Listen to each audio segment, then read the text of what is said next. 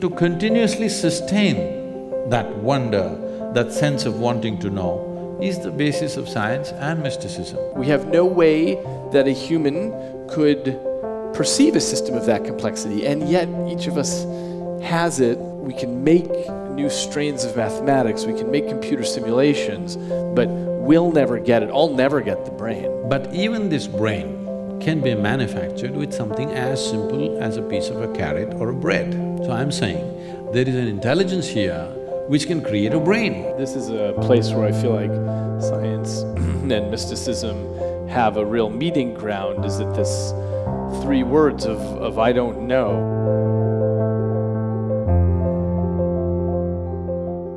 Jananam sukadham maranam karunam milanam maduram smaranam karunam. Good evening, everyone. I said good evening. Tell us about that chant. The chant, these are certain types of invocation. In the sense,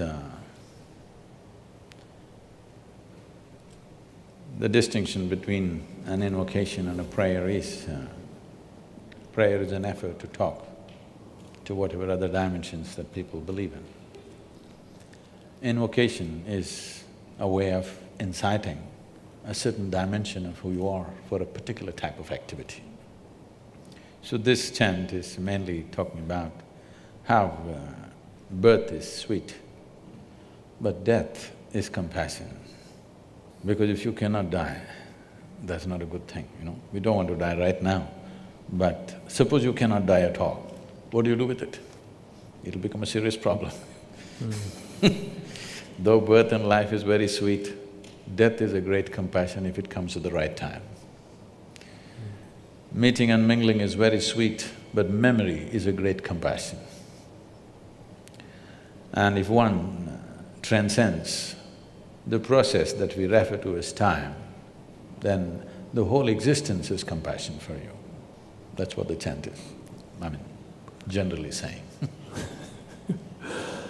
So I'm very interested in the intersection of our worlds, science and mysticism. I thought we live on the same planet. Well, we'll see. So I go into the lab every day and I study how the brain, which is encased in silence and darkness, how it constructs our reality. And the reason we know that this has something to do with the brain is because if the brain is damaged, even in small ways, your reality changes. And if you take drugs or alcohol or other sorts of things, viruses in the system, your reality can change. So I'm interested in finding where our perspectives overlap in this, because your interest is, one of your interests is also understanding reality, how we perceive it, how it's individualized to us. So can you tell us about that? There is existence outside, and there is you or me as individual human beings. We have not seen the world. We know it only the way it's projected in the firmament of our minds. When we say mind, in English language, mind is just one word and supposed to encompass everything. But in the yogic terminology, we have 16 parts of the mind which function distinct functions. And there are a whole lot of practices and processes through which one takes charge of these 16 dimensions of mind. These 16, for simpler understanding, can be brought into four sections. The first dimension of the mind is we are referring to as buddhi, or what is generally considered intellect. It is the intellect. I think modern societies, particularly modern education, has become too overly focused on the intellect. Aristotle, you know. I'm not talking about your boy. Because of… we got too engrossed in… we got too mesmerized by our own logic, and we have invested too much in human intellect, leaving out the other dimensions of intelligence that functions within us. When we say intellect, it is the logical realm of what's happening in our minds. Or in other words, in your intellect, you can't make your intellect agree 2 + 2 is 6. It has to be 4, otherwise you'll think it's crazy. So, it's factual, it grasps the facts of life and assimilates and makes an analysis of that and lets us penetrate through the world. Or in other words, intellect is like a knife. The sharper, the better. Knife is an instrument which is used for cutting things open. So this is one way of exploring the world, by dissection. This is how, you know, at least in high school you must have dissected something. Maybe an earthworm or a cockroach or a frog, I don't know how far you went. This is one way of knowing things, you definitely grasp something, but you never grasp the intrinsic nature of life by dissection. So there are other dimensions of intelligence, and another aspect of the intellect is the second dimension of the mind, we call it as ahankara, which in English language would translate as the identity. What is the identity you have taken? Your intellect is always a slave of your identity. What you identified with, it is only around that it functions. Simple things. People are identified with things that they've not even seen, and huge emotions are there, their life is guided by those things. For example, all of us belong to some nation today. There was a time 100 years ago, many people did not belong to any nation. But today everybody belongs to some nation and everybody belongs to some football club also. Because both have flags and emblems and works.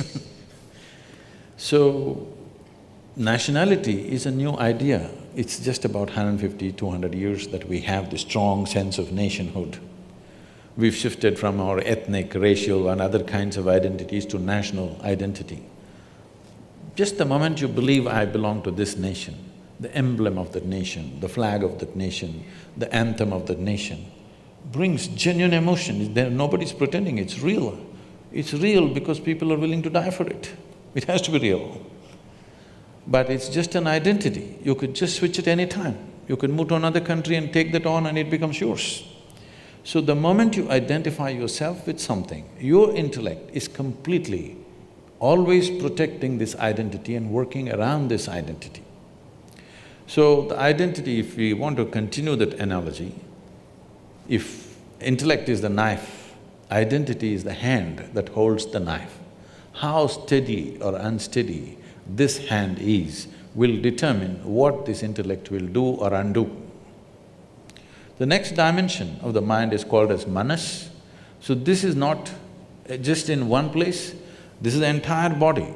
Manas is a huge silo of memory. So when I say huge silo of memory, whatever memory you may have in your brain, I know you're a brain fan. Whatever memory you may have in your brain, your body has 1 trillion times more memory than that. You definitely don't remember how your great-great-great-great-great-grandfather looked like, but his nose is sitting on your face right now. It remembers. How your forefathers looked 1,000,000 years ago, your body still remembers, has not forgotten. Definitely it is not the capability of your brain. So, in terms of memory, the manas is phenomenal and it's right across the body. Every cell in the body carries enormous memory. Memory to a point for the origin of life on this planet and beyond. All that memory is carried in this body. So this is manas. If there is no memory, intellect would be defunct, it's like a car without gas. Because there is memory, intellect is on. This memory flows through the hand of identity, and whatever is the identity, the memory takes on that color accordingly, and then it plays up in the intellect and intellect functions. The fourth dimension of the mind is called chitta. Chitta means it's pure intelligence, unsullied by memory. There is absolutely no memory, free of memory, it's just pure intelligence. When we say pure intelligence, all kinds of things have been said with all due respect to everybody's beliefs and faiths and whatever. All kinds of things have been said to people that God is generous, God is love, God is this, God is that. Suppose nobody told you anything and you just paid attention to all the creation around you, how a flower blossoms, how a leaf is, how an ant moves. If you paid enough attention, one thing that you would definitely come to is, whatever is the source of creation is a goddamn intelligent thing. Intelligence, intelligence, intelligence. Everything is smacked with phenomenal intelligence beyond what our quite phenomenal brain cannot perceive. So, this is a dimension of intelligence within us, which is the basis of our creation in a way. If you eat a piece of bread, over the afternoon it becomes a human being because this intelligence exists within you and me. So, if you touch this intelligence in a very mischievous way, the yogi or the yogic culture says, if you touch your chitta, if you touch this dimension of intelligence, then divine becomes your slave. You don't have to think what you want, you don't have to seek what you want. If you touch this intelligence, everything that you wish to know is yours. It's just you have to just direct your focus and it's all there because there is a dimension of chitta. Every human being might have accidentally at some point touched this, which makes suddenly one spark of magic in somebody's life. This is because they've touched this dimension of intelligence unconsciously. Now, the question is only about how to get there consciously and to stay there.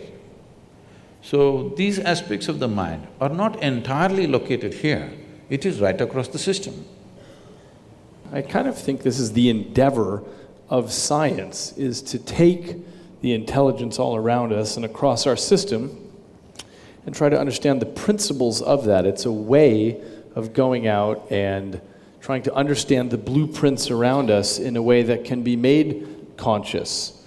And we've made lots of progress that way, and we've walked on the moon, and we've cured lots of human suffering that way by viewing this deep intelligence, which I totally agree with you about, as something that we can make understandable, take it from the ineffable to the effable.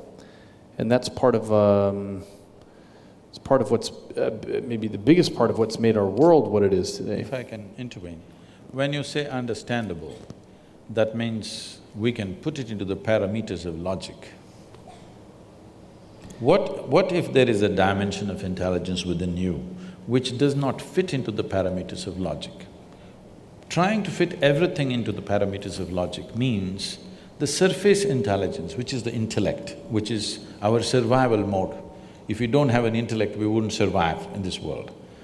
What is a survival instrument? We are trying to put all dimensions of life through that, and it has to pass through that sieve. That will completely skew the process. I would want to know that the things that are available to the intellect can't encompass the intelligence of a flower and of a birth and of a body and so on. I take the point that there may be limits to our intellect, but I don't know where those limits are. And I don't know how to guarantee that there are borders there beyond which there's something else. See, science has done incredible things in the last 100 years, no question. Our life is the way it is today. The comfort and convenience that all of us are enjoying is essentially because of the outcome of the scientific endeavor on the planet. There's no question about that. But at the same time, the limitation of science is we are trying to touch a dimension which is beyond physical nature with a physical stick.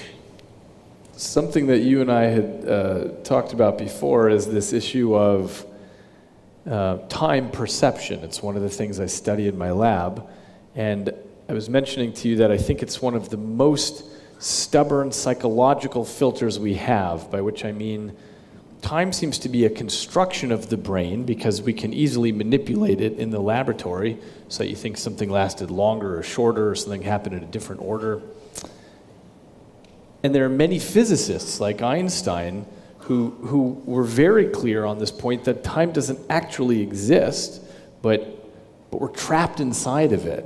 And so this is an interesting example of using our intellect to sort of come up against a glass wall and say, you know, there seem to be things past this wall, and it's impossible for me to know what it would be like to be free of time, for example.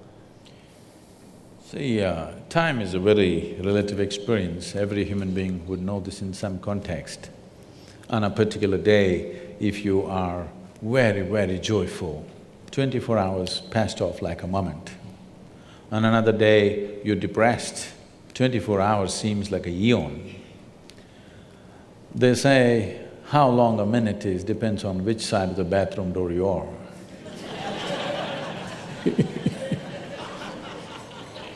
Somebody says, just 1 minute, wait. So, the basis of time, as I perceive it, you must pardon me because I'm uneducated, okay? The only thing I know, I mean, being uneducated is not an easy thing. Yes, because from the first moment you're born, your parents, your teachers, every other adult around you, everybody is busy wanting to teach you something that has not worked in their life. Yes. Everybody's trying to instruct you on something, it doesn't matter what. The only thing that they know better than a just-born infant is they know some survival tricks, the adults. They don't know anything else about life. They have not perceived any life any better than a child. They just know a few survival tricks. They know how to make money, they know how to build this, they know how to do that, but they do not know life in any sense. Because all these other things are just accessories of life, they're not life. Life is something that's throbbing within you. So when we come to time, in the yogic way of seeing things, we just see life as a dance of time and energy. It's a certain amount of time and a certain amount of energy. Actually, in the local languages, the expression for death is very beautiful. We say kalamaitanga, that means his time got over. In normal language, when we say somebody passed away, we don't say it as we are saying it in English, we say his time got over. Actually, that's all that happened, somebody's time got over. Now, to put this time and energy together in a proper, weave it together well. If your time gets over when your still energy is vibrant, we say this is an untimely death. If your energy gets over when your still time is on, it's a vegetative life. To the art of putting this time and energy together so that both of them play together, dance together well, is a successful life. So when we say time, there are many, many things we can do with energy, but as far as time is concerned, it's ticking off for all of us at the same pace, in that sense. I know there's research, I'll come to that. It doesn't matter what we say, but our time is ticking off at the same time. We may think many things, we came to this talk, we went to the cinema, we went to the university, we went here and there, but as far as physical body is concerned, it's going straight to the grave. Because it is keeping time. You may forget, you're happy, you forgot that you're 65 or 70, you felt like you were 18 because today you're joyful. But your body is keeping time. Your brain can be easily fooled. But body is properly keeping time, never you can fool this body, all the time keeping time. Because time is a consequence, time is not a factor by itself. Time is a consequence of cyclical movements in the physical reality. We know time. If the earth spins once, we say it's a day. If the moon goes around us, we say it's a month.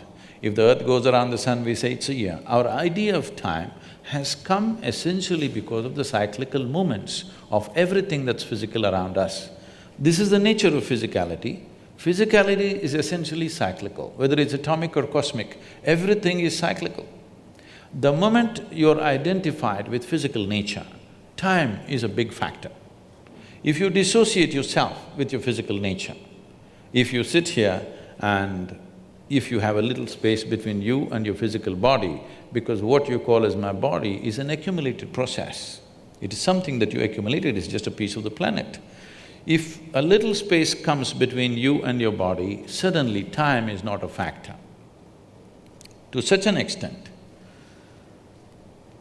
we have any number of people, this may be very difficult for a Western audience to digest, but I have seen yogis who have not moved from the place they were sitting for over 6 months, 7 months, just in the same place.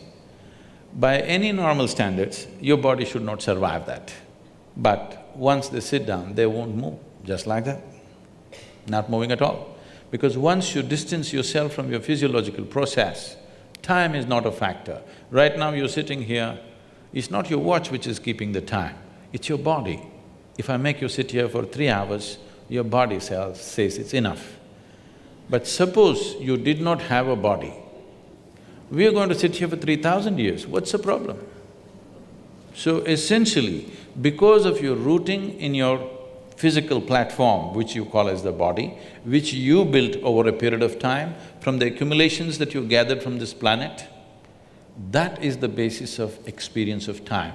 If you distance yourself from that, there is no consequence of time on you. What is the you that can be separated from the physical? Is it a fact that you gathered your body over a period of time? It's a fact that this body gathered together over a period of time, and it may be that I emerge as a consequence of that, this feeling of I, as opposed to me doing the gathering. Tell me, you've been having lunch and dinner or… Have I been having lunch and dinner? Yeah. Yeah, this dynamic accumulation has been eating plenty, yeah. So what you refer to as my body right now is an accumulation of food, it's a heap of food. Not a pleasant way to describe you, but it is. What you call as my mind, largely in people's experience, is an accumulation of impressions over a period of time. Agreed. So, if you have to gather this much of impressions and this much of body, something more fundamental must be there, isn't it? Houston, Texas is an accumulation of roadways and buildings, but we wouldn't say that Houston was there and then gathered the You are not a roadways. piece of geography.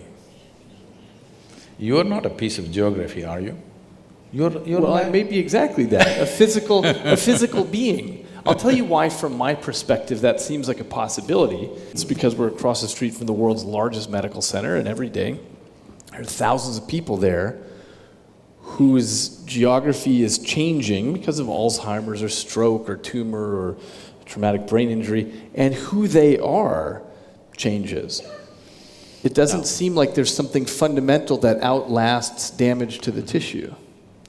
See, you're talking about thought and emotion. The biggest mistake we have made is, we have given too much significance to human thought.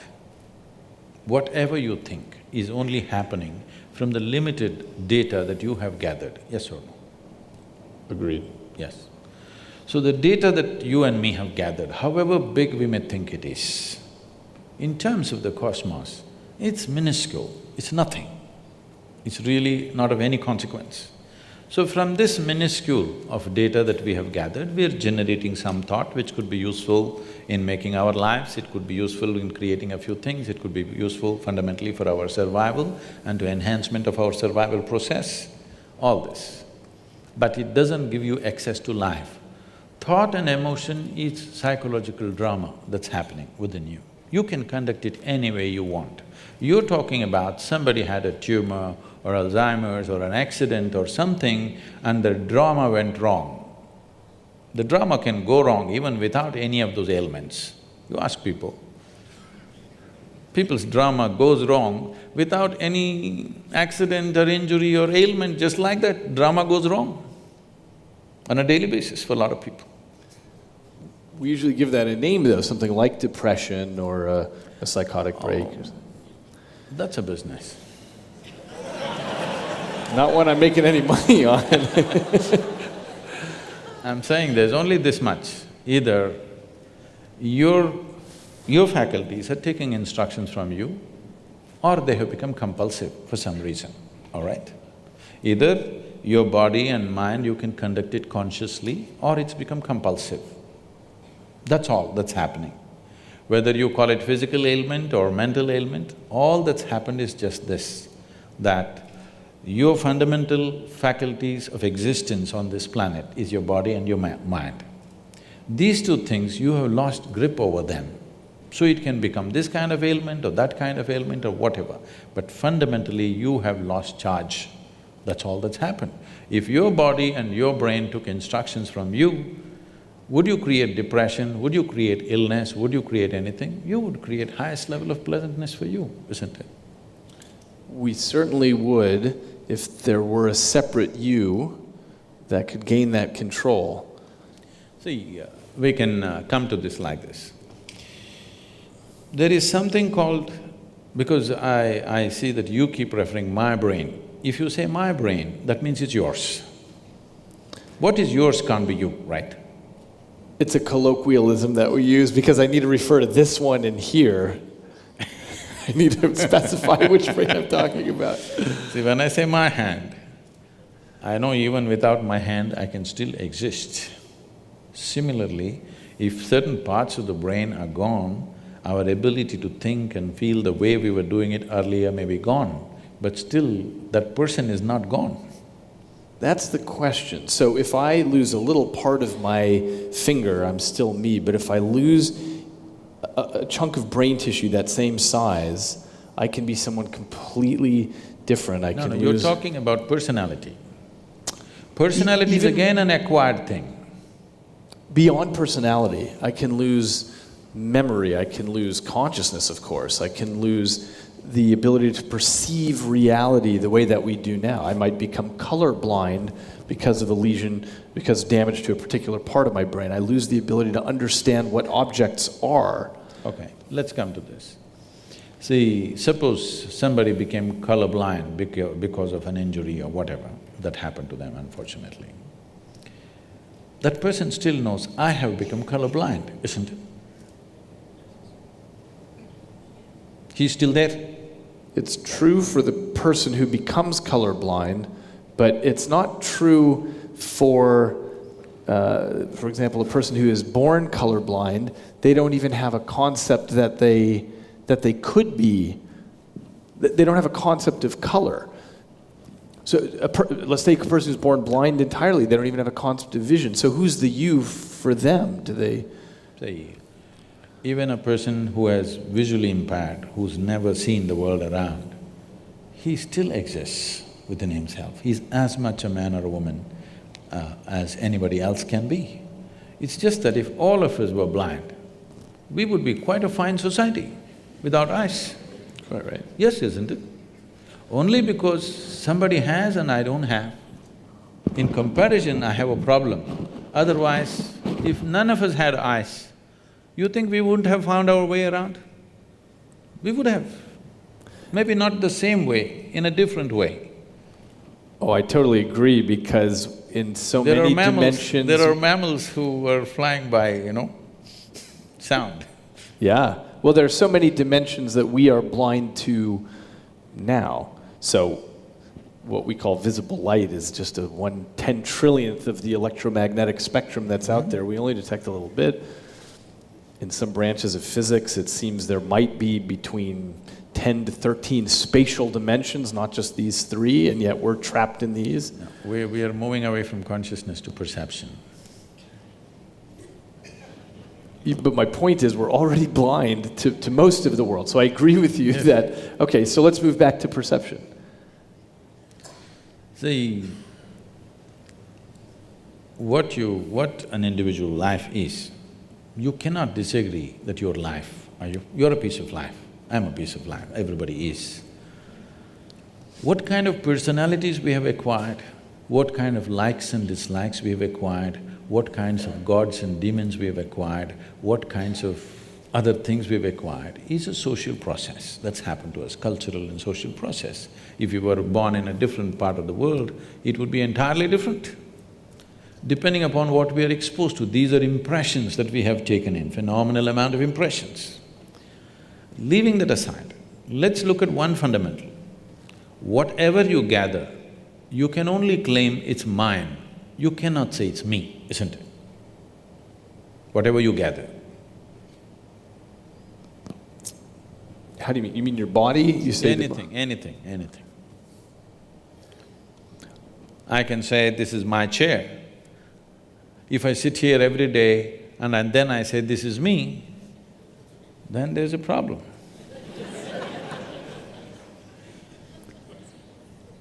I think there's a possibility that it's exactly what happens, that the stuff that this piece of life can end up controlling becomes me. The reason I think of this as my hand is because it, most of the time, is under the control. My hand is okay, no problem. My hand is okay, me is the problem. What did you say, me? My hand means it belongs to you, no problem with that. When it becomes me, then it leads to a completely distortion of perception. Okay, I think… So you're talking about identity, what you identify yourself as? See, the nature of the mind is such, it is looking for because human intellect and human intelligence has broken out of a certain bond which was there for every other creature, that they could function like an automated machine through certain instinctual process. What has happened with the human being, with the process of evolution is, the human being has broken out of that instinctual process and there is an intelligence which has to function consciously. But functioning consciously means every moment of life is an exploration, which is too scary for a whole lot of people. So the best thing is identify with something which gives you some sense of what you are. But this some sense of what you are, which you took on based on your social and cultural backgrounds, what you took on, makes sense for your survival process, but not for explorative process. It doesn't explore life, it keeps you sane, it's a good solace, it helps you to sleep well in the night, but it doesn't awaken a different dimension of knowing, it doesn't awaken the possibility of exploring dimensions which are not yet within you. So if this has to happen, the most important thing is to be able to sit here not identified with anything. When I said, it's so hard to remain uneducated in this world, because everybody is busy wanting to teach you something. This is all I did in my life, to remain uneducated, not to be influenced by parents, by family, by religion that's happening around you, culture that's happening around you, education that people are forcing on you, just to be the way creation intended you to be, simply. See, I may not fit into the university milieu, but I'm okay, you know. Just simply the way you were born. Not tangling up your intelligence to any particular thing, either your nationality or your religion or your race or your creed or your family or any kind of identity or your gender or whatever, simply to be able to view your life just as a piece of life. If one does this, then you will see perception will explode in ways that they have not imagined possible. Now, as a physical body, you're unable to not be influenced by the clothing of your culture, by… No, this is a statement, this is not a compulsive thing. But you don't dress as somebody who's Chinese or an Eskimo or something. When I'm in the North Pole, I will, I think. So you can't help… So from my perspective, there's this issue of brain plasticity, which is to say that we absorb what's coming in. And I think it's exactly consistent with your description about who you are in the end is an accumulation of all these perceptions. There's also the case that we come to the table with some pre-programming in our DNA, which I think is consistent with what you're talking about, is the memory of all of your ancestors leading up to this point. But because we are creatures that go around and vacuum in our cultures, and we speak this particular language, and we are males, and we dress in certain ways, it's hard to avoid that. Now, I'm guessing you're going to say, but you don't identify with it. Is that right? See, what is a social requirement is one thing. I just saw you going into the women's room. And you too, by the way. Because that was the only bathroom available. Yes. So, by social norm, you do certain things. Because in the room that we were sitting, there was only women's room. I don't know why they marked it like that. I don't know. So you went in, I went in, every other male went in, only the female did not go. So now what you do for the norm that exists so that you don't collide into situations is one thing. What you identify with is another thing. So the moment you identify with anything for that matter, starting from your body to everything else, what is your body is the limited body, what you call as family is a larger body, what you call as community is a much bigger body, what you call as a nation is a much bigger body, what you call as humanity is a much bigger body. This is how human identities go. People think it's better to be identified with a nation than to be with an individual when there is a war or when there's some situation. People think it's better to be identified with the whole humanity, but any identity limits you. It takes away the fundamental possibility of what this life is. Identity is required for survival process to manage day-to-day situations, but it is not an exploratory process. Because the intention of science is to know. See, technology is a fallout. Unfortunately in this world, nobody would fund science if it did not spin technology, which is a very unfortunate thing. Because human intelligence wants to know, it need not be useful, it simply wants to know. So technology is useful, and what is useful today, tomorrow you may realize is very destructive, it may take away our life. So technology has to be judiciously looked at, what to apply, what we should not apply, but that judiciousness is gone because everything is commercialized and it's on, full force. Everything that we do after 50 years, we come back and say we did the wrong thing, now we're doing the right thing, and again after 25 years we come back and say then we did the wrong thing, now we're doing the right thing. Every stage of life we seem to know it perfectly well, but after some time looking back we know we did not know nothing, we missed too many pieces. So technology is something that we have to judiciously do. Science must happen rampantly, mysticism must happen rampantly because this is simply exploratory. This is not about seeing how to make it useful. But today, modern science has become a slave of technology. If you don't make it useful, nobody is going to fund you anymore. If you simply say, I want to know, nobody's interested in this. How can it be turned into an enterprise? That's all they're interested in. This is a wrong way to approach science, because science is a fundamental need within a human being wanting to know. It's the nature of human intelligence. It is not something that somebody made up. It's not a bunch of scientists who made this up. This is a fundamental need within human intelligence wanting to know. It is the nature of a human being, if he sees something new, he wants to know what this is, whether it's a small thing or a big thing. So to continuously sustain that wonder, that sense of wanting to know, is the basis of science and mysticism. It is only the fundamental approach is different in the sense, science is trying to achieve everything through physical means, by taking physical quantities, going by the physical laws. But physical is like the peel of the fruit, it has no purpose of its own. The peel is useful only as a protective layer to the fruit. Once the fruit is eaten, peel goes to the trash can. See, right now, the fruit is inside. So this body is very important. we have to feed it, we have to decorate it, we have to dress it up, we have to pamper it in so many ways. Tomorrow morning if the fruit is gone, nobody's interested in this body anymore.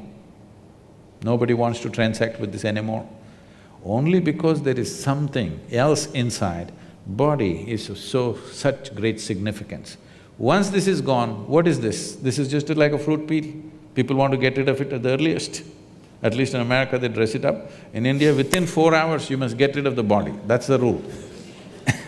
Because once it's dead, leave the dead to the dead, somebody said long time ago. Once, as long as they're alive, you do whatever. Once they're dead, you're done. Because the peel is meaningless without the fruit. Right now, the fundamental flaw in this approach is, though it's produced phenomenal results in terms of well-being for us, comfort for us, convenience for us, the kind of comfort and convenience we're enjoying, no other generation ever has known on this planet. This is a fruit of science or technology rather. In spite of that, will it lead to human well-being? That's a question mark. Comfort and convenience will come, but will well-being come? That's a question mark, because if you look back on the humanity, let's say 100 years ago or 1,000 years ago, how people were and how people are you today, are you more joyful than them? Are you more blissed out than them? So, are you more blissed out than previous generations? It's not true. We are in much more comfort, but we are not in much more joyful states or pleasant states within ourselves. Or in essence, our well-being or the fundamental quality of our life has not changed, though the physical quality of our life has changed like unimaginable proportions in the last 50 years. So, we are trying to approach everything through physical means. If you go through physical means, you will hit that glass wall somewhere. I think, in my perception, I'm not a scientist, I don't know all of it, but in my perception, I think the physicists are near the glass wall. They might not have hit it, they're near. That's the unknown question, right? We have no guarantee how far we'll get in science. And we may run by glass wall, I assume you mean we run to a place where we say we can't go further. Where the present faculties will not be good enough. The present faculties of 5 senses and a brain will not be good enough. That we hit a long time ago. So for example, things like quantum physics, you can't understand it. But you can write it down in equations that make predictions accurate out to 14 decimal places. So we think it's pretty good and we can build new things out of it, that we can see things much smaller and much farther away than we ever could before. We understand the wondrousness and the subtleness of everything around us much better than we did before. But the actual physics, a human can't understand. We just make tools to get where we need to go with it. So we've already hit that point.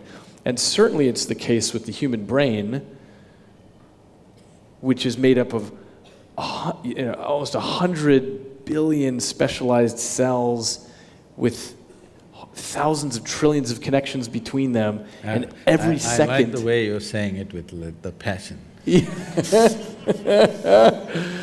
Like some people are talking about food or something else. I'm a brainy instead of a foodie. You feed on the brain. Yeah. But the reason it's easy to be passionate about it is because it's a system of such unimaginable complexity that it bankrupts the language. We have no way that a human could perceive a system of that complexity, and yet each of us has it. There's this 3-pound organ that we're carrying around, but we've already hit that point a long time ago in science where we realize we can make new strains of mathematics, we can make computer simulations, but we'll never get it. I'll never get the brain. All I can do is take the way that you explained the 16 aspects of the mind, you simplified it down to 4. The best I can do is take the thousands of trillions of connections in the brain and make some cartoony model that my impoverished intellect can sort of get a sense of. They're building a simulator, brain simulator, Yeah. Andrew Markram is busy building this simulated brain. all that is fine. We are looking at the physical mechanics of what's happening. The complexity of what's happening is beyond the physical mechanics. See, looking at the physical mechanics of the brain, the neuronal function and the electric… this thing that's happening, the waves that are flowing, whatever things happening, is fantastic because of the complexity of what it is, the sophistication of what it is. It is the gadget, no question, okay? This human gadget is the gadget on the planet. Of what we have seen, this is the most sophisticated gadget on the planet, there's no question about that. Keeping that aside, but even this brain can be manufactured with something as simple as a piece of a carrot or a bread. So I'm saying, there is an intelligence here which can create a brain. Why are you ignoring that intelligence? I think that's the heart of science, is to try to understand what that is. What I mean by that is, so we have different approaches in science to get there, but studying the genetic code and understanding how the heck with 27,000 genes can you unpack a human being? Because whatever the truth is of what's happening spiritually, if there's a separate you or not, what we know for sure is that you can unpack a human being from these 4 letters of amino acids, and these base pairs that make these proteins, and somehow that all gets unpacked, fueled by bread and carrots and so on. These kind of questions have always been on human mind. It happened almost 15,000 years ago. Adi Yogi, that means the first yogi, he had 7 disciples. These 7 disciples are full of questions. Some of them are astronomers, some of them are serious mathematicians, things like this. They have a million questions. After some time, Adi Yogi is bored with their questions because whatever they ask, it's just a product of their intellect. They're not able to ask a question beyond that. So they ask, what is the nature of this, your cosmos? Where does it begin? Where does it end? How big is it? He's just bored. So he says, your cosmos, I can pack it into your mustard seed. The entire cosmos, I can pack it into your mustard seed, he said. Then they were flabbergasted by this. Then they said, what is it made of? If you can pack such a huge cosmos, which we can't even imagine where it begins and where it ends into your mustard seed, what is it made of? He was completely bored, even to utter a word, he simply said like this. 5 elements. Just these 5 elements, the entire universe is a play of these 5 elements. If you master the 5 elements, you have a key to every aspect of creation. If you don't master the 5 elements, if you approach it from outside, as you approach it, it will take on 1 trillion new forms. As you try to study it, it can take on 1 trillion new forms as you're looking at it, because that is what it is capable of. Just 5 things. 5 million things would be difficult. 5, I'm sure you and me can study, isn't it? At least I'm capable of 5. You're talking in millions and billions, but I'm 5. Are you going to tell me what the 5 are? Huh? Are you going to tell me what the 5 elements are? These 5 elements, it's called earth, fire, water, air, space. These are 5 things. Maybe. Maybe that'll work in the end. Everything is just within this. Everything that you call as physical creation has substance of some kind. This is earth. And all of it is in movement, that's called air. All of it ascribes to some temperature, that is fire. And in everything there is water, which is the cohesiveness. If there is no water, there is no cohesiveness in anything. And all of it is held together by what we call as akash. Here we're calling it as space. In English language, it doesn't really describe what we are saying, but it's called akash. Maybe a more closer word in English language would be ether, etheric space or whatever they're calling it as. Okay. So, these are the 5 things, whether an atom or a subatomic particle, everything is made of these 5 things. So you don't have to study the trillions of things which are manifestations of these 5. If you understand these 5 things, if you have grasp over these 5 things, then everything becomes accessible. So the fundamental, the most basic process, unfortunately, the word yoga conjures completely wrong images in America. The most fundamental aspect of yoga is called bhuta shuddhi. This means cleansing of the elements so that you can feel them separately in your own system. This very body is 72% water and 12% earth, 6% air, 4% fire, remaining is space. If you take charge of these things, what you need to know, everything that is life is here because modern physicists are saying, as you sit here, every subatomic particle is in communication with the rest of the cosmos. If it is so, you just have to become alive to it. You just have to become receptive to it.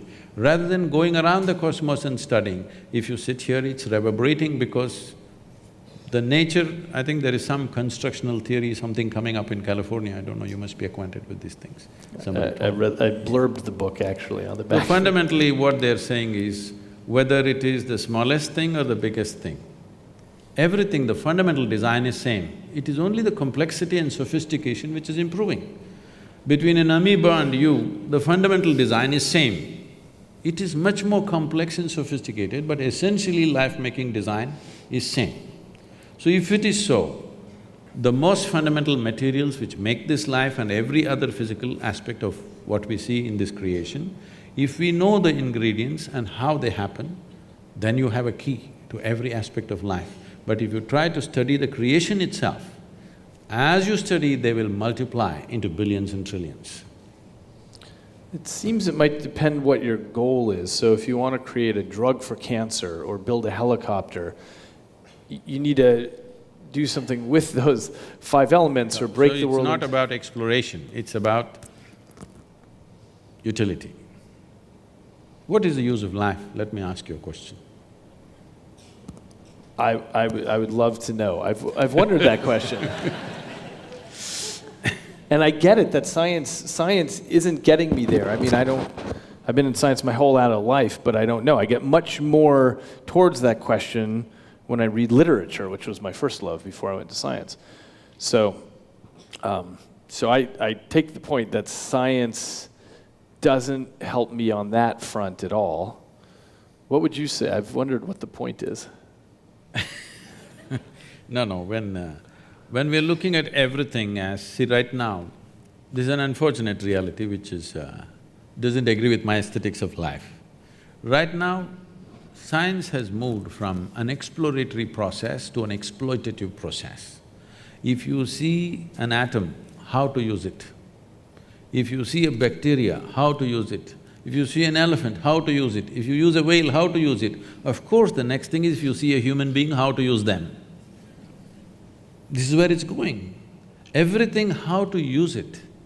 This is not what life is about. You may get to know how to use every damn thing, but still, life won't get any better. If you know how to keep this one, life will get better, believe me. If you just know how to sit here blissed out, life will get better. I see that point. Let me ask you, I'm curious what you think is reality out there, because I think you and I come from the same perspective that we're very limited in what we can actually see, and that an animal would see reality differently than you and I might see it differently also. If one of us has synesthesia, and so when we hear music, we see colors, things like that, then we might have very different realities. So what would it be like if you could get beyond the physical trappings? See, language can go only thus far, whether it's science or literature. It can go only that far. When you speak any language, it must make logical sense. If it does not make logical sense, people are leaving right now. Yes, because language has this… language is deeply enslaved to the fundamental logic which is a product of our intellect. Without it, we could not speak. So now you're asking about something which is not going to be logically correct. So I am not willing to make a fool of myself here, talking about something that's not going to make sense to them right now. But we will talk about it in a different way. This happened. Adiyogi had a family, the first yogi. So, some disciple of his from South India carried a basket of mangoes. Have you tasted the Indian mango? Yeah, Indian mango? I've been to India, yeah. Okay. So it's during this season, right now, unfortunately I'm in America. This time of the year, mango is the only religion in the country. Everybody is head to toe mango, okay? So, mangoes drive us crazy. In southern India, we have over 200 varieties of mangoes. So, different days they want to eat different types of mangoes and they want to cook mango, they want to… everything is mango, okay? People have come up with facial creams, mango creams and everything. So somebody carried a basket of mangoes and came all the way to Himalayas to offer it to their guru. But by the time they came, the basket one by one, mangoes going bad, either they threw it away or they ate it up, something happened. By the time they came there, only one mango was left. One beautiful South Indian mango. I'm talking about it like you talk about brain.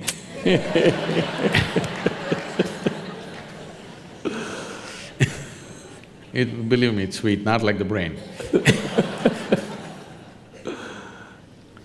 So now Adi Yogi has a wife and 2 children, 2 boys. Now one mango is not like an apple, you can't cut it into half and give it to 2 people. It can only be eaten like this, you know. If you cut it, it won't go equal anyway. So what to do? Both the boys came running, we want the mango. Each one wants the mango. So they didn't know what to do, then they said, what? They have to set up something, who gets the mango? They said, okay, let's have a little race, whoever wins the race gets the mango. Because these are Adi Yogi's children, it's not a 100-meter dash. They said, whoever goes around the world 3 times first, they will get the mango. So the younger boy immediately set off, racing around the world, wanting to make 3 rounds, and he went away. The older boy was a little obese. He just sat there. He didn't move, the parents were surprised. Then they thought maybe he's given up on the mango. The young boy wants to get it, he's running, this boy has given up. But this boy sat there for some time, then he got up. He went around his father and mother 3 times and said, mango. They said, what, you didn't even run? What do you mean? The race is about going around the world. He's going around the world, I went around my world. You are my world, I've gone around, I deserve the mango. They couldn't argue with this logic, so they gave him the mango. He ate. Then the younger boy came and, you know, things happened. Fireworks. Fireworks happened, he became very furious, all those things are another story. But what I'm saying is, there is a subjective reality and there's an objective reality. When I say subjective reality, I'm not talking about just your thought and emotion. Like you're talking about cognitive reality can be different. What is smell for somebody is taste for someone else. What is sweet for somebody is bitter for somebody else. What's light for one person is darkness for another creature. Here I see one creature right behind staring at me. So, this perception is… these 5 senses are tuned for our survival. If survival is what we are seeking, sense organs are fine. But once you're looking at life as an exploration, you want to know life, not just live life, you want to know. When you want to know, 5 senses are no good. They are not sufficient faculties to know. Right now, this brain, I'm not trying to downgrade it, it's a fantastic thing. This brain is nothing without the 5 senses. It is these 5 agencies which are gathering information and feeding up this brain all the time, both every moment of your wakefulness and sleep, this is happening. If you walk from here to there, if somebody is wearing a strong perfume or something else, you may notice it, otherwise generally you may not notice. But if you walk from here to there, your olfactory cognition is taking in probably 200 different smells if you walk from here to there. It is just that you have not paid enough attention to decipher that and your other faculties are overriding that. Suppose you did not have eyes, ears, nothing. If you shut them off for some time, you will see suddenly your nostrils become so very sensitive, you can just smell out how many people are there. If you bring your dog here, he almost knows how many people are here. He doesn't know just how humans smell. He knows individually distinct smell of each person that is here. We also have that because our neurological system is way more sophisticated than that of a dog, but there are other overriding factors which have diminished that. But if you wish, you can develop that to a certain level. So cognitive distinctions are there and cognitive confusion is there as you… what's that word about smell becomes a color and color becomes… Synesthesia. Something. Okay, whatever. No, it's anesthesia, synesthesia, something is lost, something is mixed up, like a drink. A man who is just out of the bar may feel that way, you know. Everything may become colorful or not colorful depending upon his mood on that day or what he had. So, these things are happening because you can impair these things or enhance these things with a little bit of chemical stimulation or injuries or diseases or… This is essentially a chemical soup. What kind of a soup is the question. So, our whole effort in the yogic system is how to keep it very equanimous and exuberant at the same time. The problem with most people is if they become equanimous, they become death-like. If they become exuberant, they keep flipping all the time. To be equanimous and exuberant means your sense organs and you can function in a certain way. You are vibrantly alive, but you're absolutely equanimous. If this one thing happens, suddenly your sensory perception will not be the limit for you. There are other dimensions of perception which will not come into one's experience unless there is a certain level of striving. For example, 200 years ago, I heard 97% of United States population was illiterate. Today, probably almost 100% literacy in the country. How does this happen? It's the infrastructure of schoolrooms and human infrastructure of teachers and many other things and books and whatever. If this infrastructure was not built, even today we would be in the same condition, isn't it? So similarly, for turning inward, there is no infrastructure. Few individuals may be doing it somewhere, but there is no large-scale infrastructure in the society as to look at life just as life, not as to how it is useful. Life need not be useful, it's a phenomena beyond our use. It is a phenomena to be experienced. We have come here to experience life, not to use life, isn't it so? Hello? We have come here to experience life, not about how to put this to use. This is not a work donkey. I'm trying to understand this issue about knowing. So where we clearly have overlap in the way we go about it is wanting to know things, wanting to understand everything around us. But there's a sense in which we're not limited by our intellect because I have the opportunity to ride on the back of all the other humans on the planet and those that have come before me. It's a collective intellect that's now encoded on Wikipedia and in millions of books, and I have an opportunity to take experiences from across the world, places I've never been, ideas that I would have never thought of and so on, and feed all that in. So it's a much richer diet, first of all. A much richer data. It's a diet of data. I mean, it's what shapes my next thoughts, is what I've taken in. No, it is just that today we have access to much larger data than maybe 100 years ago, all right? But still, we've already looked at this, it's still a minuscule, isn't it? I agree. Compared to the whole cosmos, still minuscule. But it's moving in the right direction. The unslakable thirst for knowledge that humans have means that there's this ratcheting up each generation. So it's not that it is of course the case that I'm limited in my thoughts to the impressions that I've had, but I have a much bigger fire hose of impressions now that can build on the scaffolding of the generations before me, the things they've already figured out, so that I can start at the next level and move up. Start at the next level for what? Towards what end? That's a good question. I mean, it's toward the end of knowing in the way that science cares about knowing. So putting aside usefulness of technology, just the way that scientists ask questions. Richard Feynman, the physicist, said, science is like sex. Sometimes something useful comes out of it, but it's not why we're doing it.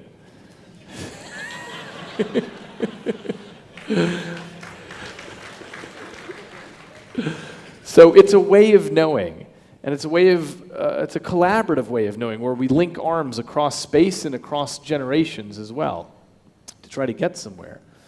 I'm in no way trying to disagree with that or in any way discredit that. It's a tremendous effort, but I'm saying if knowing is the purpose, because wanting to know, how much time and energy somebody is willing to dedicate to that may be questionable from person to person, but everybody wants to know, there's no question about that. But knowing everything by intellect, we will know the surface of everything but never the real source of everything or the core of everything. Because the only the only doorway to our experience is this human mechanism. You don't know the world any other way than the way this one is projecting right now within itself, yes? Agreed. There is no other way. You don't know how that is, you only know the way it is happening within you, isn't it? I don't know how you are really, I only know the way your picture is right now projecting in my brain or my system and how I'm perceiving it. As you know, you have drilled holes into people's brains and impaired something and put electric current and whatever you've done. I'm not saying you as a person, I'm saying these things have been done. You'll definitely know by interfering with a certain physical process, the whole perception could change. The world has not changed, but perception has changed, so in his experience everything has changed. So that dimension of life is only useful for survival. When I say survival, everything that we're doing is survival. To survive better, to enhance our survival to a better status or in an enhanced way of survival process.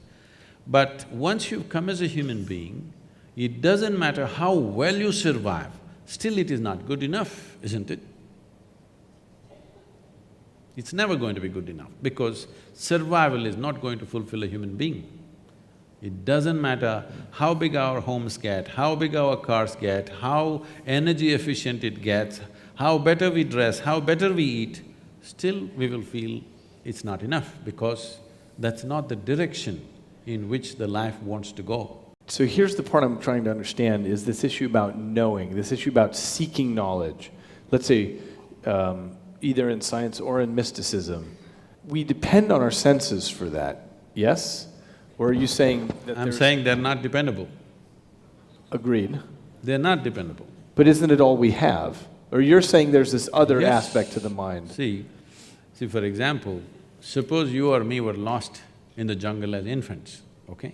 If something edible came, we definitely would take it and put it in the mouth. We wouldn't try our ears first, then nostrils, and then by accident discover the mouth. No, we just know how to eat, no question about that. So I'm saying everything concerned with our survival is inbuilt. It's there. This is millions of years of memory which is there within us, we know how to survive. But we wouldn't know how to read, we wouldn't know how to do so many other things which have become a part of our life. Do you remember when you were 2 or 3 years of age, when they tried to teach you that alphabet, the damn A, how complicated it was?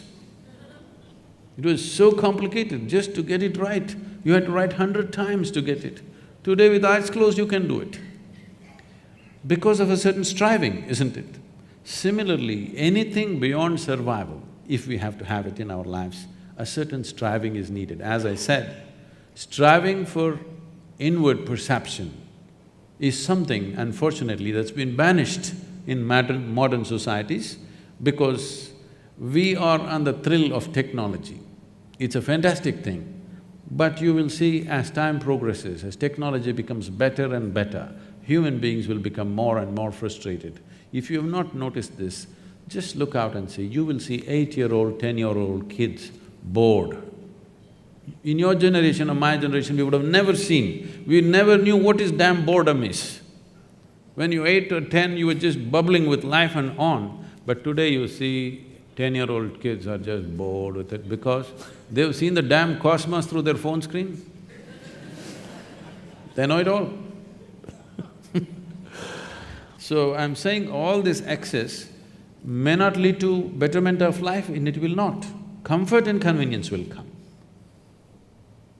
But well-being will not happen. The purpose of enhancing human experience on this planet will not happen. It will only entertain us intellectually big time, which it is, no question. I'm not saying it's wrong, but I'm saying it's limited. It may be the thing that allows people to make a deeper pursuit, in exactly analogy with the idea of building schoolhouses throughout the country. It would have been 30 years ago that it would be difficult for you to speak to many people, but now you have 500,000 followers on Facebook. Yeah. As I was telling you, I was in a very large gathering of people and somebody asked me, Sadhguru, what about all the gurus, ancient gurus who were there, what about them? I said, nothing. I am the greatest guru. Because when Krishna was there, he could speak to… he was a very gentle human being, probably he could speak to 50 people at a time. When Gautama came, he stood up and spoke more loudly. Maybe 100 people. Vivekananda came, he had a big voice, maybe he spoke to 200 people. Look at here, right now I'm speaking to 50,000 people, and if I want, I can speak to the whole world sitting here. So I'm the greatest guru ever. Because technology has definitely facilitated that, no question. But at the same time, technology doesn't have discriminatory powers. As you can deliver well-being, you can deliver disaster through technology by itself. It doesn't have a mind of its own, it is a certain capability, and all machines and whatever we have created technology, from a bicycle to a spacecraft or a computer or whatever, essentially only what we can do, enhancement of that. Because we can speak, now a microphone has come, a telephone has come. Because we can see, a telescope has come, a microscope has come. Only what we can do, we are enhancing it with various machines and gadgets we are creating. We have not created one machine or gadget to do something that we ourselves cannot do in a rudimentary way. I agree with that. So I'm saying you're only enhancing your five senses. For now, yes, but No, it as can… you know… See, right now, it can happen, right now, with a phone, I can talk to somebody in India. Technology may come, I can smell the food that they're cooking in India. If I'm missing home, they can turn on the phone and I can smell the food from India. It may happen. I'm not saying it's beyond that, it's very much possible it may happen. But I can do it without a phone also. So, you're very interested in inner engineering.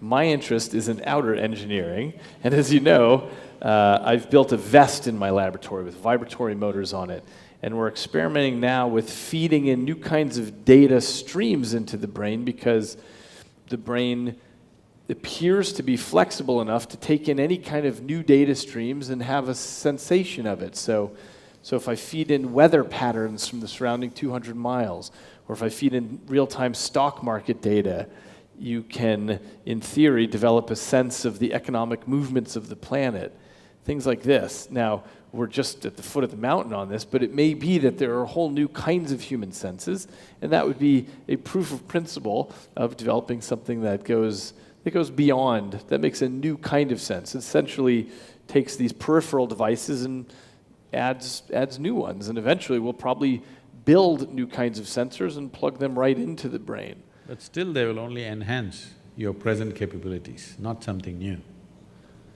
not entirely new.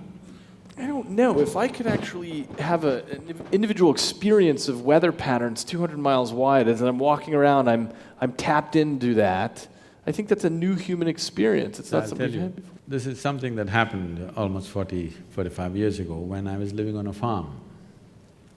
So there is a man, a middle-aged man in the village who is, he can barely hear, 95% gone. Just if you shout at him, he hears something. So because he cannot hear, he cannot say anything, he just dumb and stares at things. So everybody thinks he's a fool and, things happening, he's not valued in the village. So I took him as my man Friday, and I said, you stay on my farm and work for me. So he was with me. What I found was, one morning he gets up and gets the plow and those are the days, not tractor days, we still plow with the animals. So he gets the animals and the plow ready. I said, what are you doing?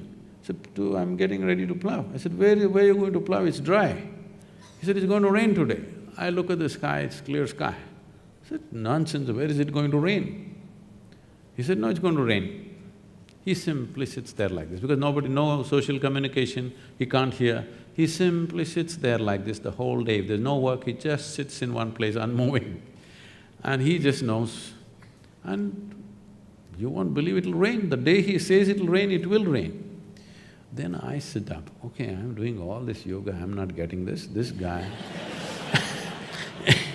So I sat there day after day, turning my hand like this, trying to feel this, trying to feel that, feeling the earth, looking up, looking down, everything. I applied myself for 18 months. And today, in tropical climate, with my eyes closed, I will say, today it's going to rain means 95% it's going to rain. It's just a keener observation of everything, that's all. You just… because he could not hear, he just sharpened the other aspects so much, he just knows when it'll rain, and always, bang on. Maybe he had one of my vests on. Possible. But he was not sparkling like you. I'm curious on a completely different topic. When you look at other faith traditions, when you look at the rabbi sages and imams and people all over the world of different traditions, what do you see in common? The common is they all believe something that they don't know. Because I think the main reason why every human being is not a natural seeker is they have not realized the immensity of I do not know. Only if you say I do not know, the possibility of knowing arises, longing to know arises, seeking to know arises, then knowing becomes a possibility and a reality. Everything that you do not know, if you just believe, you destroy the possibility of knowing altogether. But belief is something that builds confidence into a human being, makes him far more sure-footed than others. But confidence without clarity is very disastrous, both for the individual and the larger humanity and the planet itself. See, suppose… let's say my vision is not clear, it is, but I'm just saying. Suppose my vision is not clear, I want to walk through you, but I can't see clearly, but I'm very confident. You know what a disaster I will be for you, all right? If I understand my vision is not clear and I don't have this foolish idea of confidence, then I will walk gently. I'll seek somebody's help, I'll have some humility to walk through people in a certain way. Otherwise, I will see how to clear my vision, what I have to do for that. But if you have no clarity and you have confidence, it's a dangerous… it's TNT. It's bound to explode on humanity somewhere. It keeps happening here, there. We are just looking at eruptions, small eruptions, but it's bound to happen somewhere large scale. But at the same time, as human intellect is sparkling like never before, for the first time in the history of humanity, more human beings are thinking for themselves than ever before. All these thousands of years, one village or one town with a few thousand people means only one guy would think, others would just take instructions from him. Now almost everybody is able to think. How clearly, how much clarity or confusion is a different thing, but at least they're thinking. As this evolves, I believe in the next 50 to 100 years, as more and more human beings start thinking for themselves, then you will see believing in something will be completely out of vogue. Because essentially believing something means, with all due respect to everybody, essentially believing something means you are not sincere enough to admit that you do not know. We all have to come to this much. What I know, I know. What I do not know, I do not know. This is a fantastic way to be. And I do not know person cannot fight with anybody. That's the biggest thing. I know, always there is a fight. So, all these religious processes which are ended up as religions, at one time when they started as an individual experience for somebody. That person shared his experience with a few people around him, maybe a dozen or maybe 100 or maybe a few thousand he shared. And over a period of time, it gets organized and becomes something totally different. So, it has a huge responsibility of handling psychological well-being of the human beings in the sense, see, human beings are psychologically always confused and they don't know where to be, what is their well-being, and for every small thing there is confusion, you know. It's something that I realized when I went to the university. I refused to… I'm sorry, I'm speaking in a university. I refused to sit in the classrooms because it was too uninteresting for me. So I sat in the garden outside under a tree. Once I planted myself there, everybody knew that I am there every day, without fail, under the tree where all kinds of debates and discussions we started, and people started coming to me with all kinds of problems. You know, students having their own problems, their education problems, boyfriend, girlfriend problems, parental problems. As I sat there and heard through everybody's everything, in these 3 years that I was there, I must have heard thousands of people about their problems. It became like a problem point. Anybody has a problem, they come to me. I realized I was the only freako who did not have a problem. Everybody had a problem, which made them normal. I did not know what's a problem. It's not that everything was perfect, but it's just that I didn't view it as a problem. I just saw situations are there, some works for me, some don't work for me. But everybody has a problem. If you really look at it, the problem with humanity is just this. From being a monkey or a chimpanzee to a human being, it's actually a small change, you know. From a chimpanzee to a human being, there is only 1.23% DNA difference, I believe. That's not much, isn't it? We could forget sometime who we are But what a phenomenal change in the intelligence that we have compared to a chimpanzee or a monkey. So the problem is just this, we have a intellect which is sharp and we don't know how to hold it. Whichever way we touch it, it cuts us. All the suffering, human suffering on the planet is manufactured in their own mind. From outside, how much suffering is happening to you, tell me? Nothing much, it's all generated, it's all self-help. This is because this evolutionary process has happened so rapidly. As Charles Darwin went about describing, a goat became a giraffe, it took many million years, a pig became an elephant, many million years. But from monkey to man, it happened rather quickly, to a point where people think there is a missing link somewhere, okay? So quickly that we have still not gotten used to this intelligence. We are struggling as to how to manage this intelligence, and this intelligence is the basis of people's suffering. If you remove half the brain, most of them will be peaceful. Yes or no? Hey, you're the expert, you must tell me. You know, in mental asylums, when people are completely out of control, they are doing lobotomy, remove part of the brain, they become peaceful. So right now, just to be peaceful and happy is such a huge challenge for most human beings, simply because they're not able to conduct the sparkle of their own intelligence. If they were little dumber, they would be peaceful. Yes. So the problem is the problem is of plenty.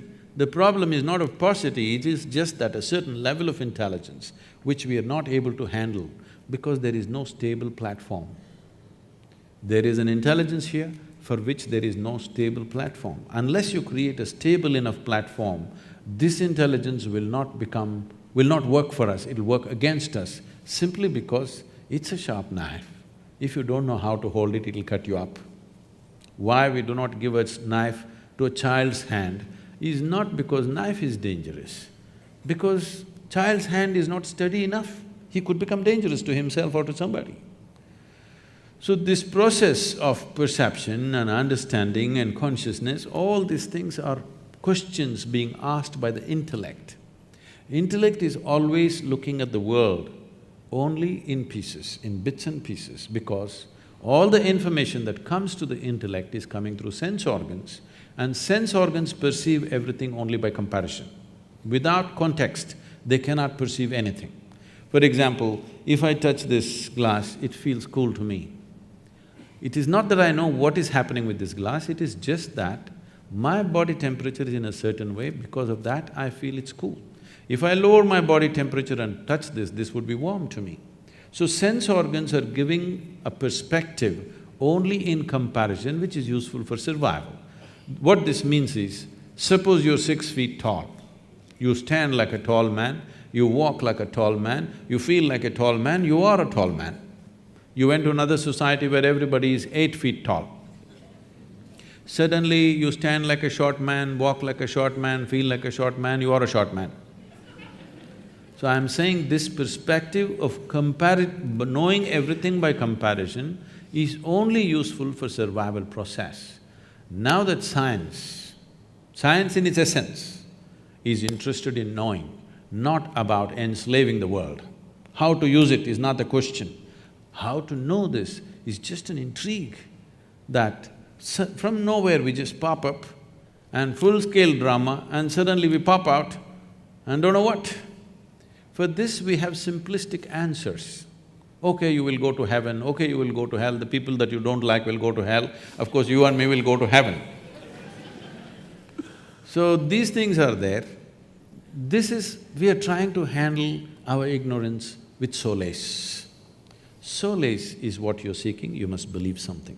Belief is a good thing because today modern psychiatrists are here trying to solve these problems that human beings are having with their intelligence, which are turned against themselves. Essentially, all human suffering is their own intelligence having turned against them, that's all it is. So psychiatrists are trying to handle, but they can only handle one client at a time and they need a lot of furniture and all this. But religions and faiths have managed people for a long time, hats off to them for that, because they've given solace and balance to people for a very long time. But solace is one thing, solution and seeking is something totally different. If you're talking about seeking to know, then belief systems are of no consequence. If solace is what you're seeking, yes, you must believe something, because instead of going to weekly psychiatrist sessions, if you simply believe something, everything will just settle down within you. It's a fantastic tool that way. This is a place where I feel like science and mysticism have a real meeting ground, is that this 3 words of I don't know. And sometimes science gets a bad reputation about this, and people say things like, well, scientists have proven this or that, but scientists never use the word proof or truth or, we know this is the way it is. Instead, this capacity to hold on to multiple hypotheses at the same time and say, I don't know what is the right answer, is part of the scientific temperament. It's an important part of the fabric of everything we do in science, is this understanding that Mother Nature is way bigger than we are, and that we, in our lifetimes, might not get anything but one step closer to in the direction of truth. The process, the methodology employed by science, it's not one lifetime. If you come for 1,000,000 lifetimes, still you will not know, because the phenomena of creation is such, as you're studying it, it'll multiply into 1,000,000 more. That is the nature of creation. The same things can become so elaborate. I think this is what is happening to science. What they thought is one thing, they looked into it, they found 1,000,000, they thought, okay, we got 1,000,000, they looked into that 1,000,000, it became 1,000,000,000, endlessly it's going on, because that is the nature of creation. So, looking at the physical phenomena and wanting to know the source of creation is… I'm just saying, the seeking is fantastic, but the methodology will only throw out useful technologies, but how many technologies do you need to live well, I'm asking? Okay, your iPhone S6 is good enough, do you want S8 tomorrow morning? What are you going to do with it? Even the damn S6, most people are not using 3% of its capabilities. Yes or no? Huh? Most people are not using 3% of that phone's capability. Look, I think our science is too young still to know whether we are always going to confront a multiplication of problems or No, not. I don't say they're problems. There'll Questions. be more things to study, that's all. Yes, but sometimes people call that weenie science, by which I mean once you understand the structure of the atom and so on, you could measure the neutron to finer and finer resolution, but who cares? Because that's not the fundamental problem anymore. And we're still at such a young age that we don't know whether science will keep bifurcating into more and more interesting questions or whether it'll just become weighing things and it doesn't matter, because now we kind of get the core of it. We might not know that for 100 years or 1,000 years, but I don't know for certain that we are doomed to infinite complexity. It may be that we can put together a very clear model What I'm of what's saying going is on. you're fundamentally employing sense organs.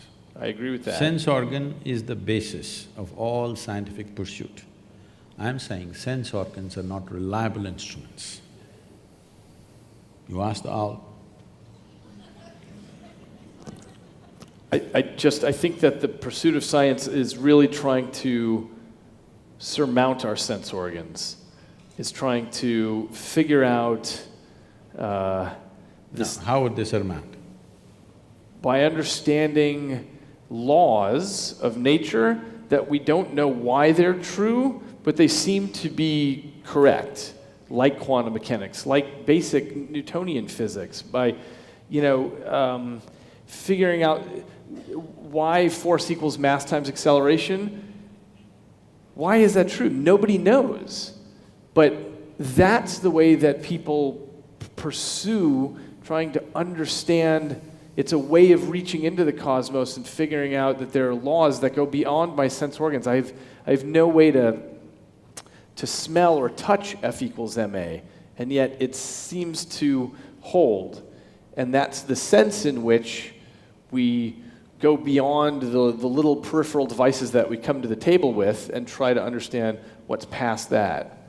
It is true that we have to translate things into equations, and equations we might write down or we might hear if we're a blind person. But in theory, that's something that's beyond our basic sensory apparatus. See, we distribute this, just for convenience I'll make it into four, okay? We look at creation as four different dimensions. Sthula, which means the gross physical creation. Sukshma, which means subtle. That means you cannot perceive them through sense organs, but if you hone your attention to a certain level, then you can perceive that. So this is called as Vishesh Gyan, which means an extraordinary perception, or it's called Vigyan. Today in India, in local languages, the word for science is Vigyan, okay? That means it's Vishesh Gyan. Vishesh Gyan means extraordinary perception. So we are perceiving things that our sense organs could not perceive, but still they are in the realm of physicality. And all physicality is perceivable through sense organs if they are honed well. If you may not be able to perceive, some other creature on the planet is able to perceive. I think… Yeah, many different creatures Yes. have totally different So slices they're of able their to perceive, ecosystem. that means it's still physical reality. So, what is called as sthula is gross reality, which all of us can see, hear and smell. What is considered as sukshma, still physicality, but so subtle that your eyes and ears are not good enough for that, but if you're willing to pay attention, you can perceive. Then next is called as shunya, which literally translates as emptiness in English, but emptiness is not the word. It is physicality without form.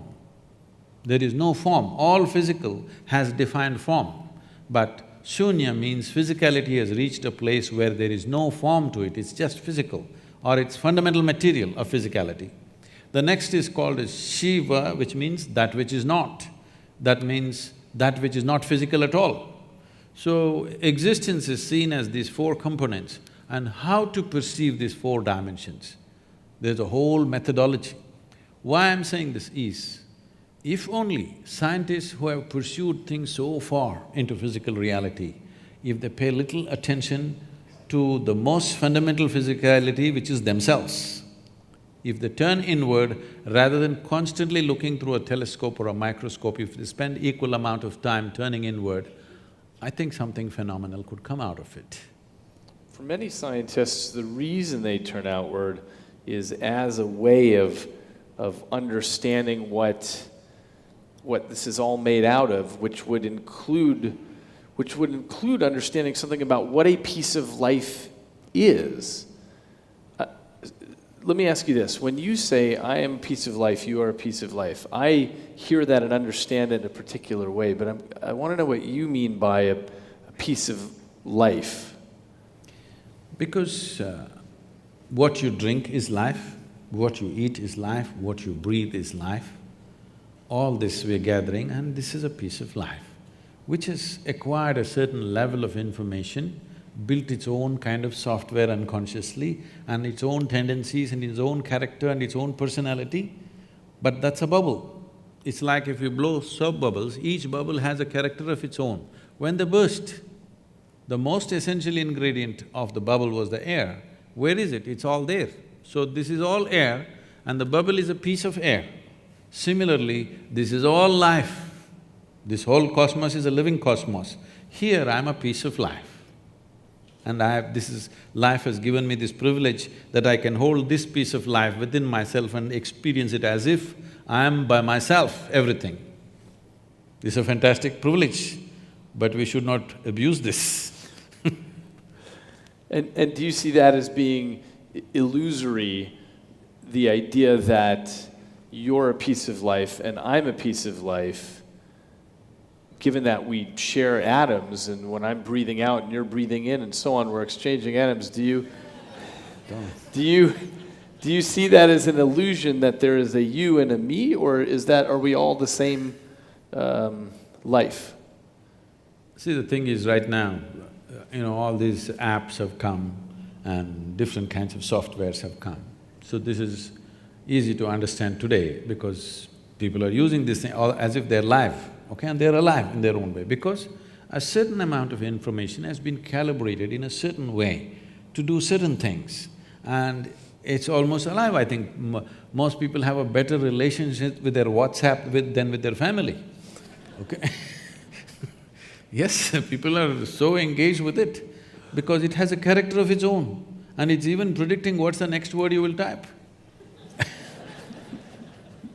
which your family cannot do, your friends cannot do probably. So, this is just like that. It has accumulated a certain amount of information. This vast life that's available, around it we formed a bubble. This is my bubble, that's your bubble. What is the content of the bubble? It's the same stuff. But what is the surface of the bubble? My surface is entirely different from yours. And it has its own characteristic, it has its own flavor, it has its own tendencies. So this is an unconscious software that every one of us is building with phenomenal amount of information that we are acquiring as we sit here. The five senses are gathering a phenomenal amount of information that one gathers in 24 hours of time. If you spend 1,000,000 years, you can't process it. That much information we are gathering. This is what traditionally we refer to as karma. It's all twisted out in America, I'm seeing. The word karma, everybody's calling themselves karma now. People are named karma. I heard some people were named karma. So suppose we see right now, we don't know how the outside weather also is quite good, I think in the evening. At least the air conditioning is good, everything is nice, you're fine. Nobody's troubling you here, but you're sitting here miserably. Then we say, "Ayyo, it's his karma." What it means is, the word karma literally translates as action or doing. So we say, who you are right now is entirely your doing. The way you have structured yourself, knowingly or unknowingly, the kind of womb that you were born in is also an unconscious choice. Because you created a certain type of tendencies, that's where you moved, in search of that kind of tendencies. What facilitates that? So this software is building up all the time unconsciously. So only thing that I want to say now is, whatever you can do unconsciously, if you are willing, you can do the same thing consciously. If you can build so much software unconsciously, if you are willing, you can restructure that consciously. I can show you millions of people who restructure themselves in a matter of few weeks. I can show you few people where the very shape of their face will change in 24 hours' time simply because they start a certain process. Entirely, their whole personality is altered within a matter of 1 or 2 days of doing certain processes, because distancing yourself from your genetic memory, there's an entire process. Most Indians have forgotten, otherwise it was there in every family. Whenever somebody dies, or even when your parents are alive, there are processes how to distance yourself from your genetic memory. Because this is very important. If you want to be a unique, fresh bubble of your own, then you must distance yourself from genetic memory, otherwise you will see at 18 you're a great rebel, you don't want to be like your parents and this and that. You see when you're 45, suddenly you start walking like your father, talking like your mother, stuff is happening to you, you don't know, because don't underestimate these people. They won't give up so easily. Your grandfather may be dead and gone, but the guy wants to live through you. So the thing is to distance yourself from genetic memory so that you don't become a cyclical pattern of repetitiveness. You want to be a fresh life. That means you have to recalibrate your software consciously. Anything that you can do consciously, you can also do… anything that you can do unconsciously, you can also do consciously if the necessary striving is there. What does it take for people to have that level of striving? It depends how far they want to go. If somebody comes and asks, if I want to know the entire… not the new physics, what has happened till now, if I want to know, how long does it take? If a fresh student comes and asks, is there a time you can say? No, you can say, okay, start on a science undergrad, let's see. If he does undergrad and he thinks he's beginning to know everything, then you start telling him, this is not it, you got to do your masters. If he does that, you will say, then you have to do your PhD. After your PhD, you're declared that you don't know much.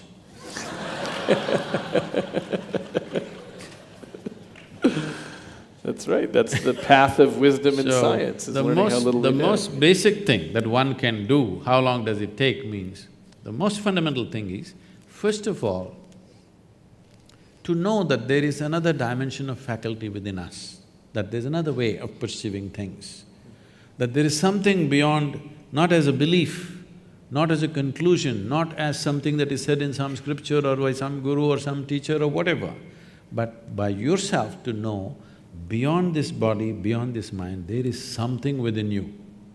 This experience, if this has to happen, I would say if you are willing to dedicate just 30 hours of absolutely focused time, if you give me, in 30 hours' time, we can bring you to a place, we can give you a tool through which you know something beyond your physicality. What that thing is, you don't have to jump into a conclusion, but something beyond your physical nature will become alive within you and you know there is something beyond physical nature. If that is enough inspiration for you to continue your pursuit, then how long it will take the entire pursuit, you cannot say, each individual is his own.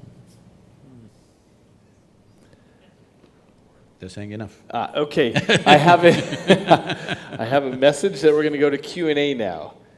And Trent, is there a pattern to the Q&A in terms of people getting a microphone, or should they just shout? Okay, I see. There are microphone runners and people will raise their hand. Okay. I thought they were announcing dinner time.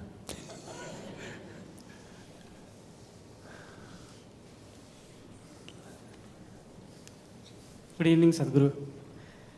So my question is directed towards you. So I've heard from you in past that for this path of seeking, one does need a guru. One needs someone to show the light. So how does one select a guru? How does one know who's the right person to take him through that path?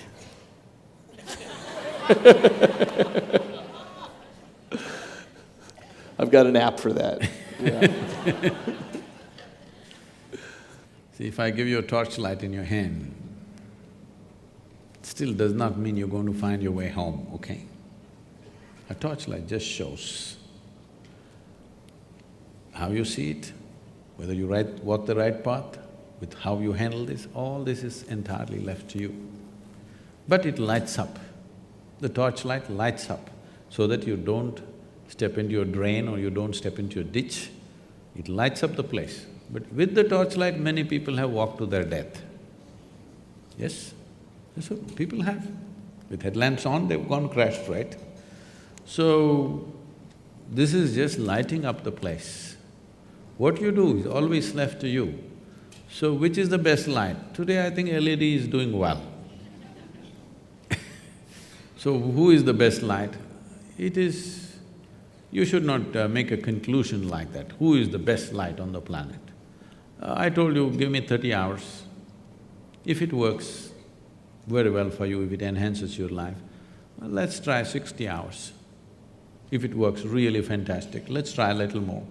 Let's go in installments. I don't want anybody to be hanging on to me thinking I'm their savior or something.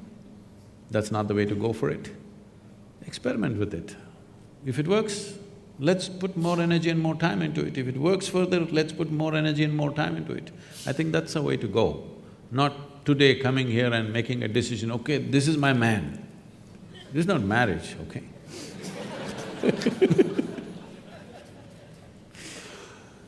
Can I… right here, first I would ask David for a question. I don't want to discount science from mysticism or mysticism from science, but what I want to, through this discussion, what I had been thinking about is, as you say, you observe, how can I… I have a question for David first. Have you ever studied someone who's observed themselves from outside, like suspending yourself from within you and observing you? And to Sadhguru, what would be the best technique to achieve that level of human intelligence, that you suspend yourself out of yourself and observe yourself? So, it depends exactly what we mean by observing yourself from the outside. There is what's called an out-of-body illusion that people can have. It's a little complicated to explain the setup, but it has to do with wearing some video goggles and putting a camera behind you. And so you're now seeing your body, with your goggles, you're seeing your own body there. And, you know, somebody scratches your back, and you can see your back getting scratched over there, and you're feeling it also, but you're seeing your own body at a distance. And this allows people to sometimes have a very clear experience where their body is there, but they feel like, I am 6 feet behind over here. So there's a neuroscience group in Europe that was able to induce this illusion when people were even lying down, and that gave them the opportunity to stick them into a brain scanner and measure brain activity while they were having this out-of-body experience, and thought they were 6 feet away from their body. Brain imaging is limited in the sense that what we can say is, well, there are particular sets of Christmas lights that light up when you're having that kind of experience, but unfortunately, that's where science gets a little bit stuck, because we can describe the neural correlates of subjective experience, but we don't know yet why they're identical to that subjective experience. So the answer to your question is, it has been measured, but the answer is not satisfying. I must tell you my experience of this. I don't subject to these indignities anymore. Many years ago, it happened that somebody wanted to… I was in some institute in India, and it was a little bit of an obligation. I said, okay. They wanted to study my… measure my gamma waves in my brain. I did not know I had gamma waves in my brain. They said, no, you have, we want to study, you meditate. I said, I don't know any meditation. They said, you teach meditation to everybody. I said, yes, I teach them because they don't know how to sit still. You teach them methods of sitting still. If you want, I'll sit still. But their problem is their scientific study, they want the name of the meditation, the method and what happens to the gamma wave, something. That's how the process is. Then I sat still, they put some 14 electrodes to me and I sat there. After some time, maybe 15–20 minutes, with some metallic object, they started hitting my knee. I thought, okay, part of their experiment, and I sat there. Then my ankles, you know that funny place? Yeah. That very painful place? They're hitting that place. I thought, okay, it's their experiment, damn experiment, it's painful. But it became very persistent and extremely painful. Then I slowly opened my eyes, okay, why am I being beaten up like this? I opened my eyes and they were all giving me a weird look. I said, did I do something wrong? They said, according to our instruments, you are dead. I said, that's a great diagnosis. And then they said, you are either dead or you're brain dead. I said, no, that's too insulting. I'll take the first diagnosis. I'm dead, I'm okay. If you give me a certificate that I'm dead, I can live with that. If you give me a certificate I'm brain dead, that's not a good thing. So I don't know what this thing was about, but what I'm saying is, all instruments created by us are definitely lesser instruments than this one. It can't be more than that. Though a telephone can speak that far and I can only speak this far, all this, but they are lesser instruments in terms of sophistication. In terms of a particular action, they may be bigger than us. A bicycle can run faster than I can run, a motorcycle can go much faster, where there is an aircraft which can fly. Yes, all that is there, but in terms of sophistication, there cannot be anything more sophisticated than who we are, because we cannot create something more sophisticated than ourselves. Whatever we create will be a byproduct of who we are. So in that context, using instruments to measure, yes, you can very easily fool the brain, you know, it's very simple. There are many techniques like this in yoga, like David is talking about, he was talking to me about how you could trick the mind, that a smell can become a sound can become something else. The whole lot of… without all these gadgets, there are many ways that you could trick the human mind. And the magicians of the world have mastered this thing, you know, simply like this, they pick things out of your pocket without you knowing what's happening to you. Because there is a certain way that you can use the faculty to go behind that and do certain things. That apart, in terms of fundamental sophistication, there is nothing more sophisticated than this gadget. This is the gadget, and this is the only form of experience you have with the world.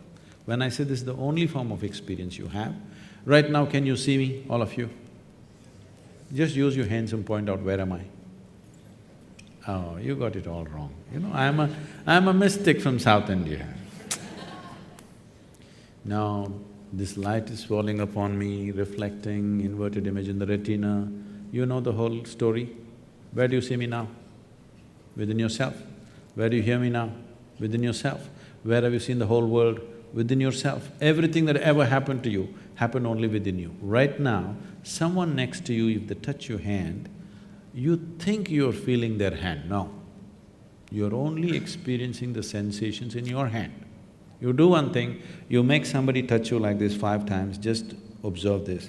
After that, no hand, that person is not here, simply sit here, you can create the same sensation. Either you can do it with external stimuli, or you can internally manufacture anything that you want.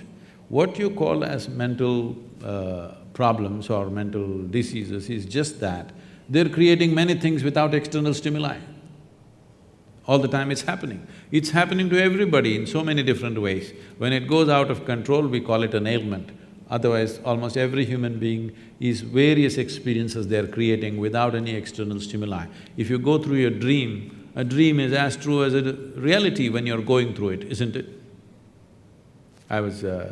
We started a school a few years ago, and this 8-year-old boy, I just walked into the school, this 8-year-old boy comes and asks, "Sadhguru, is life real or is it a dream?"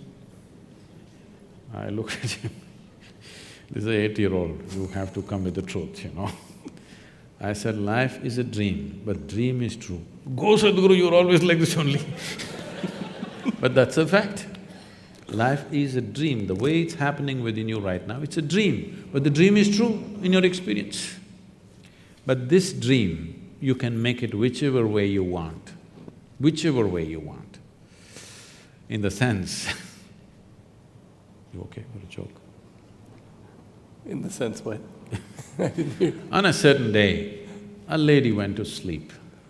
In her sleep, she had a dream. In her dream, she saw a hunk of a man standing there staring at her. Then he started coming closer and closer and closer. He came so close, she could even feel his breath. And she trembled, not in fear. Then she asked, "What will you do to me?" The man said, "Well, lady, it's your dream."